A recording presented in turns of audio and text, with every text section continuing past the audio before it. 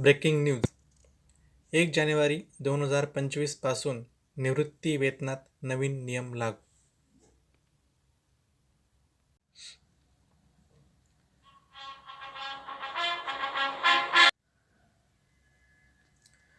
Rules for pension. विधवा महिलांच्या जीवनात पतीच्या निधनानंतर येणारी आर्थिक आणि सामाजिक संकटे दूर करण्यासाठी ही योजना विशेष महत्त्वाची ठरली आहे. या योजनेअंतर्गत पात्र विधवा महिलांना दरमहा निश्चित रक्कम निवृत्ती वेतनाच्या स्वरूपात दिली जाते. ही रक्कम राज्यानुसार बदलते. साधारणपणे 300 रुपये ते 2000 रुपये दरम्यान असते.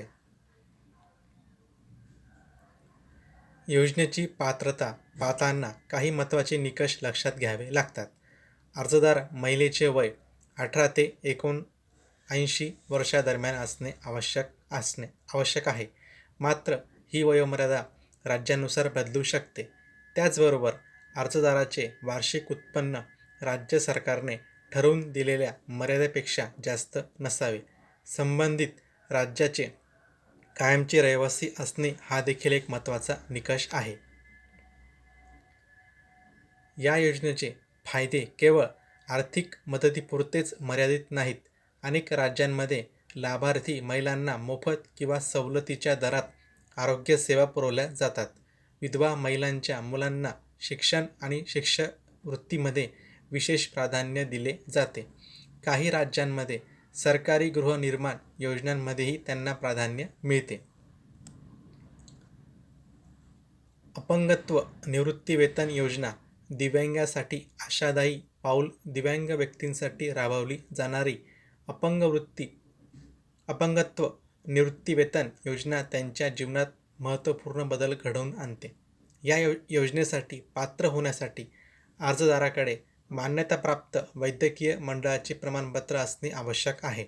साधारणपणे 40% किंवा त्यापेक्षा जास्त अपंगत्व असलेल्या व्यक्तींना या योजनेचा लाभ घेता येतो.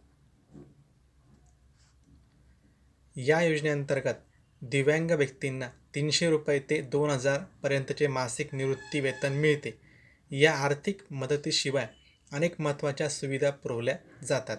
यामध्ये सहाय्यक उपकरणे, मोफत वैद्यकीय उपचार, पुनर्वसन सेवांचा समावेश आहे. दिव्यांग मुलांना शिक्षणासाठी विशेष मदत केली जाते. तर प्रौढ विद्यार्थ्यांना स्वयंरोजगारासाठी कर्ज सुविधा उपलब्ध करून दिल्या जातात. सरकारी नोकऱ्यांमध्ये दिव्यांगांसाठी आरक्षण ठेवले जाते, जे त्यांना स्वावलंबी बनवण्यास मदत करते.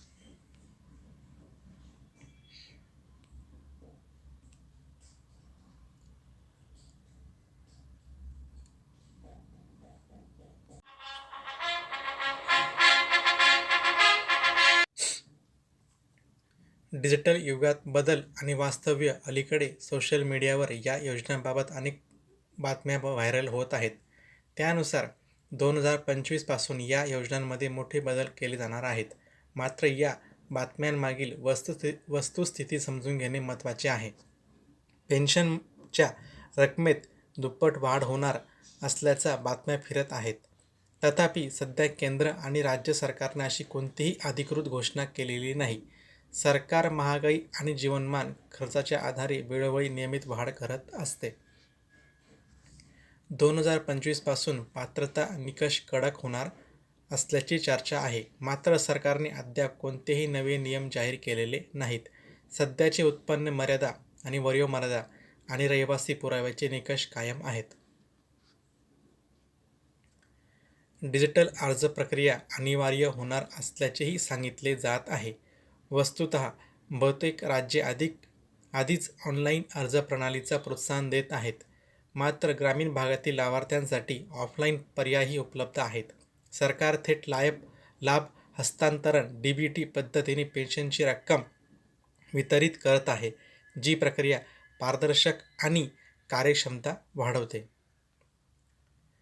विधवा आणि अपंगत्व निवृत्ती वेतन योजना या समाजातील दुर्बल घटकांसाठी एक महत्त्वाचा आधार आहे. या योजनांमुळे अनेक कुटुंबांना आर्थिक स्थैर्य मिळाले आहे. सरकार या योजनांची अंमलबजावणी अधिक कार्यक्षम करण्यासाठी डिजिटल तंत्रज्ञानाचा वापर करत आहे. मात्र या संदर्भात पसरवल्या जाणाऱ्या अफवांकडे दुर्लक्ष करून अधिकृत माहितीवरच विश्वास ठेवणे महत्त्वाचे आहे. तर ही माहिती झाली पूर्ण आपली योजनेबद्दल. तर आता पण जाणून घेऊ सध्या राज्याची सद्य परिस्थिती काय आहे. तर कालच कळलेल्या माहितीनुसार येत्या 5 डिसेंबरला महाराष्ट्राचे मुख्यमंत्री म्हणून देवेंद्र फडणवीस साहेब हे शपथ घेणार आहेत. तर बाकी दुसरी अशी माहिती मिळाली आहे की 2 उपमुख्यमंत्रीसुद्धा या नवीन सरकारमध्ये असणार आहेत. त्यामध्ये 2 उपमुख्यमंत्र्यांचं नाव जे आहे ते एक आहेत एकनाथ शिंदे साहेब आणि दुसरे आहेत अजित पवार साहेब. पण आता यांचा विषय असा आहे की महायुतीमध्ये प्रत्येकाला समांतर वाटा भेटला पाहिजे. तर विषय असा झालेला आहे की दिल्लीमध्ये एक महायुतीची अमित शाह साहेबांसोबत जी बैठक झाली तिघी मोठ्या नेत्यांची, त्याच्यामध्ये वाटाघाटीनुसार कोणाकोणाला कोणकोणते पदं भेटतील, कोणाकोणाला किती लोकांना मंत्रिपद भेटेल यानुसार ती बैठक झालेली आहे. आणि ती बैठक करून माझी जे काळजीवाहू मुख्यमंत्री आहेत ते महाराष्ट्रात परत आलेले आहेत आणि ते 2 दिवसाकरता त्यांच्या गावी गेलेले आहेत. नंतर त्यांचं गावी गेलेले आहेत आणि मेन गोष्ट म्हणजे त्याच्यानंतर जे फायनल जो डिसिजन असणार आहे तो होणार आहे आणि याच्यामध्येच भाजपचा गटनेता पण एक निवड होणार आहे. त्याच्यानंतरच मुख्यमंत्री पदाची शपथ घेतली जाईल. अशा पद्धतीचे काही न्यूज ऐकायला भेटत आहेत. थँक्यू.